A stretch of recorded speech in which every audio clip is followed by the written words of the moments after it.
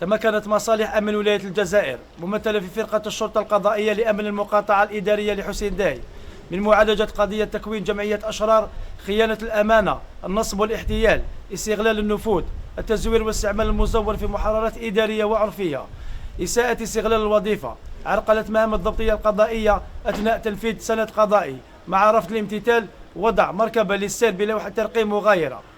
قضية الحال تمت تحت إشراف النيابة المختصة إقليميا، والتي جاءت بعد ترسيم شكوى من أحد المواطنين تبين أن سيارته التي اشتراها بطريقة قانونية هي محل سرقة وخيانة الأمانة تابعة لإحدى الشركات. مواصلة التحريات التي باشرتها فرقة الشرطة القضائية لأمن المقاطعة الإدارية لحسين داي أفضت العملية إلى توقيف 4 أشخاص مشتبه فيهم مسبوقين قضائيا تتراوح أعمارهم ما بين 38 و 56 سنة. تبين أنهم ينشطون ضمن شبكة إجرامية منظمة مختصة في سرقة المركبات وتزوير وثائقها الإدارية، ليتم تنفيذ أذن بالتفتيش وتمديد الاختصاص. مكنت الفرقة من ضبط واسترجاع 20 مركبة سياحية فاخرة، 10 أختام مقلدة ورخصة سياقة مزورة، 5 هواتف نقالة، ملفات إدارية وبطاقات رمادية مزورة.